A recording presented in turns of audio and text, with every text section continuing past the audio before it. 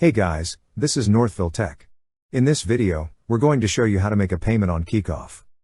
If you don't have a Kikoff account, we will put our affiliate link in the description below. To start, open the website. Then click on Login. Now, log in with your email and password. Once you're logged in, you will see a section for Credit Account. Click on Credit Account. In this case, I have a payment due, so this page might be a little different. However, you would still see a Make a Payment button. To continue, click on Make a Payment. Now, enter the payment details. For payment method, if you haven't added one yet, click on Add.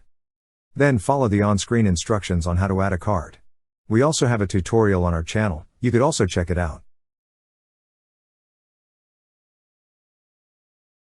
If everything's good, click on Pay. And now the payment has been processed. That's how you make a payment on Kikoff. Thank you so much guys for watching, and if you have not yet subscribed to our YouTube channel, please subscribe to our YouTube channel as we create tech videos related to financial apps almost every day.